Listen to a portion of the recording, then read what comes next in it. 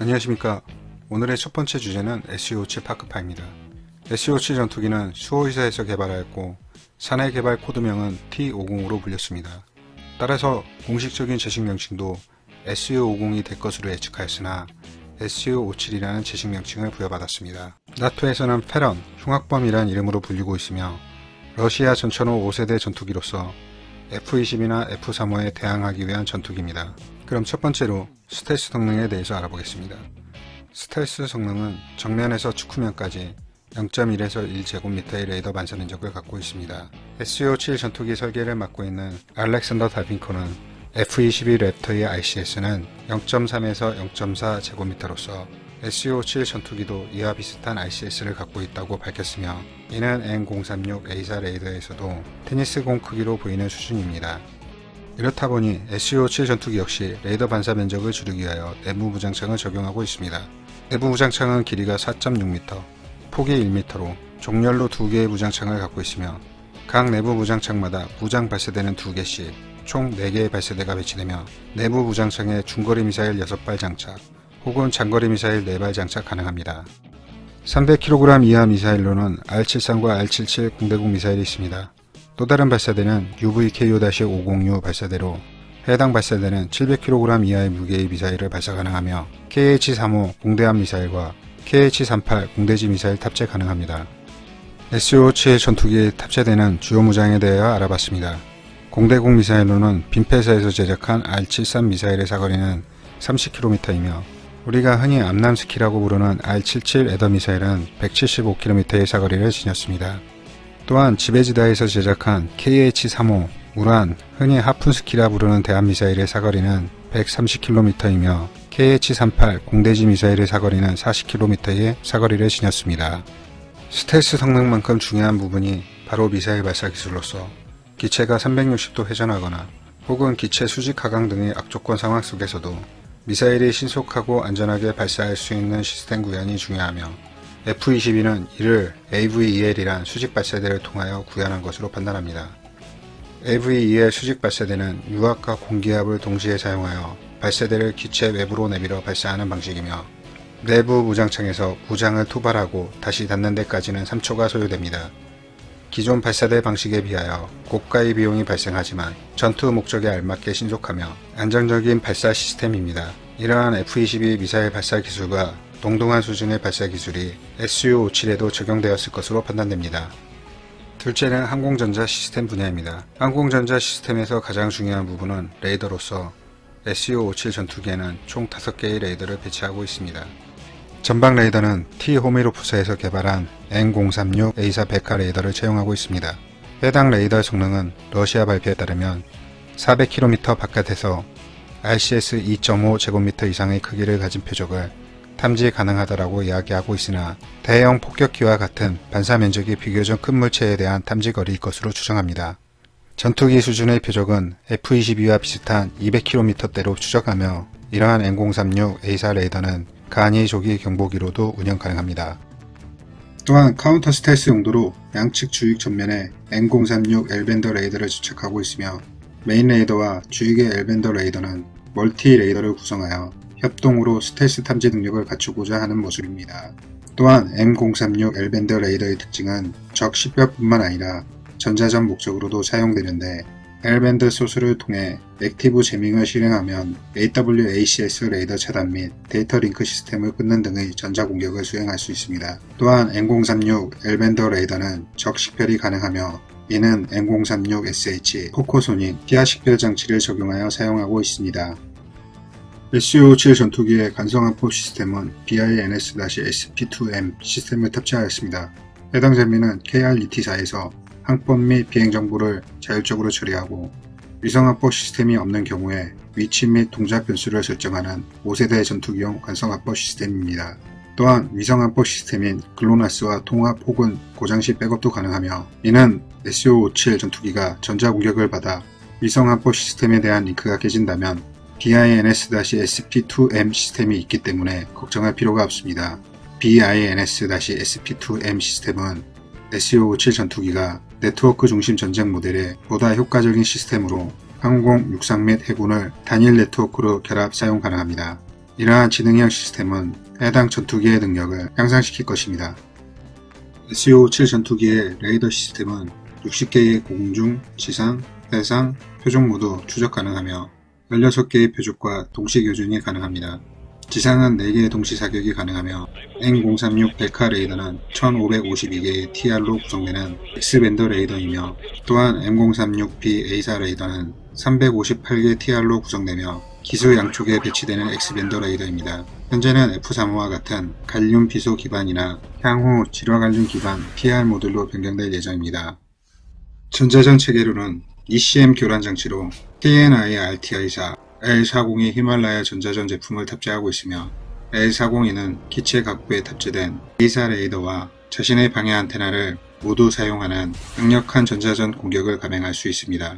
C4I 시스템으로는 보레토사가 개발한 새로운 데이터 링크인 S111을 적용하였으며 이것은 지상과 공중에서 실시간 정보 공유가 가능한 것으로 34.4Mbps 속도로 영상이나 음성의 데이터 송수신이 가능하며 약 1500km 내에서 사용 가능합니다. 이 시스템은 다양한 플랫폼에 대응하고 향후 다른 전투기, 헬리콥터, 수송기, AWACS, 지상관제센터 등에도 탑재될 예정입니다. 전자광학 시스템으로는 101KS 아톨 시스템을 갖추고 있습니다. 전자광학 시스템의 첫째는 101KS-V IRST로 기체 전방 오른쪽에 탑재되어 있으며 장비는 적외선 감지를 통한 전투기 후방부 100km, 적의 전방부 60km, 거리 측정은 10km 내외 가능한 장비로 동시에 여러 목표를 포착 추적 가능합니다. 일례로 유로파이터 타이푼의 IRST는 50km에서 F-22를 감지하였다고 주장하고 있으니 이 주장을 통해 SU-57도 F-22를 50km 거리에서 탐지 가능하다 판단합니다. 101KS-V IRST 장비는 미사용 시 후면을 닫고 사용 시에만 센서 터렛을 노출시켜 RCS를 억제하고 있으며 IRST 센서는 적외선을 내뿜는 물체를 추적하여 조종사에게 표적에 대한 정보를 제공하고 있습니다. 전자광학 시스템의 둘째는 101KS-N 타겟팅 포드 시스템입니다. 이는 미군의 라이트닝 포드, 스나이퍼 포드와 기능이 유사한 타겟팅 시스템입니다. 101KS-N은 SU-57 전투기 RCS를 최소화하기 위해 기체 프레임에 통합되어 정밀지상 공격 기능을 제공합니다.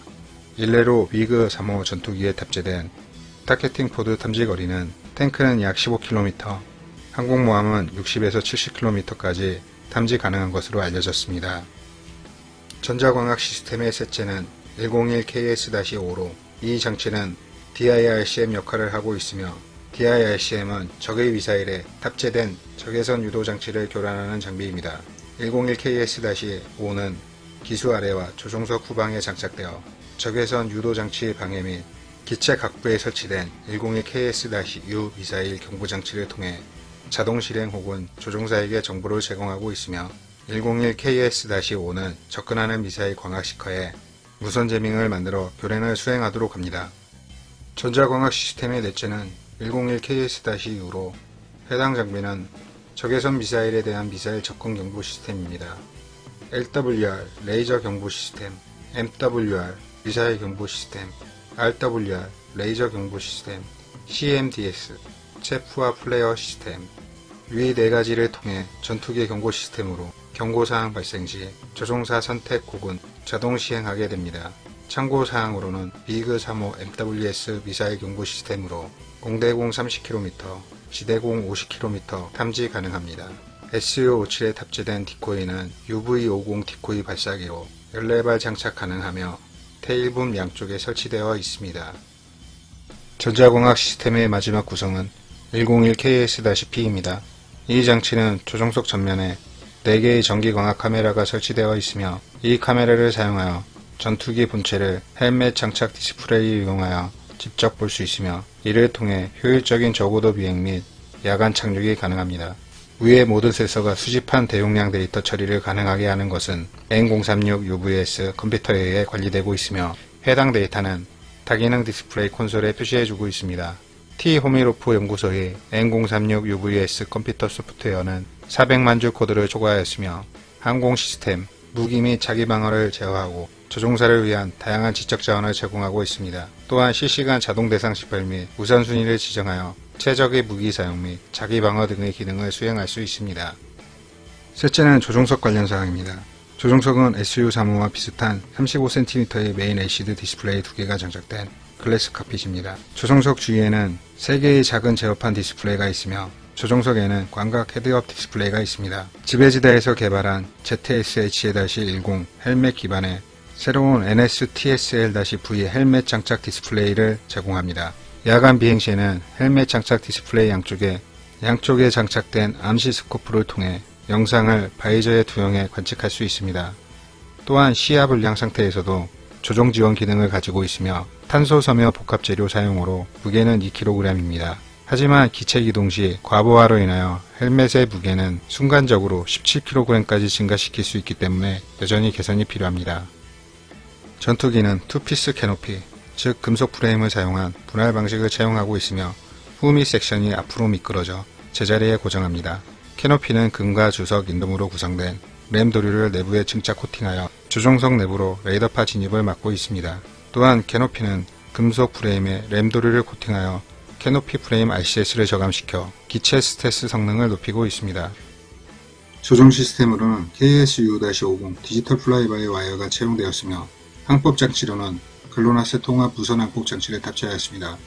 또한 조종관 스로틀 레버는 HOTAS 개념이 도입되어 사용자 친화적인 설계가 되었으며 인공지능 시스템 탑재를 통해 자동으로 정보를 분석하고 파일럿이 취해야 할 행동 지침을 제시함으로써 파일럿 부담을 경감시켰습니다. 좌석은 지배지대사의 신형 사출 좌석인 K-36D-5로 제공하였으며 이 좌석은 직갑에 따라 등받이 각도를 바꿔서 조종사 부하를 경감시켜주는 기능을 가지고 있습니다. 해당 사출 좌석은 폭발성 충전 로켓 모터에 의해 항공기 밖으로 탈출하는 시스템입니다. 사출 좌석은 제로고도 제로속도 사출 좌석으로 탑승자를 안전하게 탈출하여 착륙하도록 설계되었습니다. 제로제로 기능은 저속의 저고도 비행 등 악조건 상태 속에서도 비상탈출을 할 수 있도록 개발되었습니다. 예를 들면 타국가의 사출 좌석은 낙하산이 안전하게 펼쳐지기 위해서 최소 개방 고도에서만 사출이 수행될 수 있었습니다. 하지만 지배지대사의 K-36D-5 좌석은 작은 로켓을 사용하여 사출 좌석을 적절한 고도로 올려주고 낙하산을 빠르게 열어 성공적으로 착륙이 가능하도록 개발되었습니다. K-36D-5 사출 좌석은 KS-50 산소 공급 장비와 함께 사용되며 중량은 103kg입니다. KS-50 산소 시스템은 최대 고도 23.5km에서 SU-57 조종사에게 산소 공급 가능하도록 설계되었습니다. 산소 공급원은 가스터빈 압축기에 압축된 공기를 통해 산소를 생성하는 시스템입니다. SOGHE-50 장비는 생명 유지 시스템으로 해당 장비는 산소 발생 시스템에서 만들어진 산소를 파일럿에게 무제한 공급 제공합니다. 또한 VKK-17 압력 슈트는 최대 23km의 고도에서도 비행 중 급선회나 급상승 등 급작스러운 중력 변화에 대처하기 위하여 만들어진 옷으로서 내중력복이라고도 불립니다. 조종 중 생기는 중력 변화는 -2G에서 9G까지로 이 정도까지의 중력 변화를 압력 슈트 없이 견디면 몸속 혈관이 터져버리던지 몸속의 혈액이 다리 쪽으로 쏠리게 되면서 뇌 속의 혈액이 적어져 정신을 잃거나 시력 저하가 발생하여 제약의 경우 추락까지 발생할 수 있습니다. 이런 조종사의 신체 변화를 외부적 힘으로 혈액순환을 돕는 장비가 압력 슈트입니다. 압력 슈트의 수명은 1000회 정도 비행하면 교체하며 가격은 100만원이 넘는 것으로 알려졌습니다. 이러한 압력 슈트는 가압 호흡 장치와 생명 유지 장치를 통해 기존 모델에서는 구지 기동을 최대 몇 초밖에 할 수 없었으나 SOC 전투기에서는 구지 기동을 최대 30초 동안 할 수 있게 되었습니다. 네, 마지막으로 엔진 관련 부분입니다. 엔진은 2단계로 구분하여 SO7 탑재 계획을 갖고 있습니다. 우선 1단계 엔진은 세턴사의 AL41F1S 엔진을 적용하고 있으며 해당 엔진은 AL-31F를 고도로 개량한 모델입니다. 해당 AL-41F1S 엔진의 건식 주력은 29,000파운드이고 AB 추력은 34,000파운드입니다. 이 엔진은 디지털 엔진 제어 장치를 갖추고 있으며 조종성과 취급을 용이하기 위하여 비행 제어 시스템을 통합되어 있습니다. 추력 편향 노즐의 성능은 수직면은 플러스-마이너스 15도, 수평면은 플러스-마이너스 8도입니다. 현재 최대 초당 60도 편향각 조정 가능합니다. 이 엔진은 패는 4단, 압축기 9단, 연소실, 그리고 저고압 터빈 각 1단으로 구성되며 해당 엔진의 핵심은 1990년 개발된 냉각 시스템 기술로서 AL-31F 엔진에 비하여 훨씬 높은 터빈 입구 온도와 추력을 통해 전투기의 슈퍼크루즈가 가능하도록 합니다. 2단계 엔진은 살루트사의 이즈델리의 상공으로 기존 AL-41F1S 엔진에 비해 팬과 압축기 단계가 적어 부품수가 줄어듭니다. 이 엔진의 건식 추력은 24,050파운드이고 최대 39,500파운드의 추력을 발생시킵니다. 해당 엔진 구조는 기존 AL-41F1S와 유사한 사항입니다. 저압 압축기 3단, 고압 압축기 5단으로 개발되었으며 연소실 배치 후 터빈은 저고압 각 1단으로 구성되었습니다. 네, 여기까지 SU-57 전투기에 대하여 알아보았습니다. 해당 영상이 재밌거나 유익하였다면 구독과 추천 부탁드립니다. 감사합니다.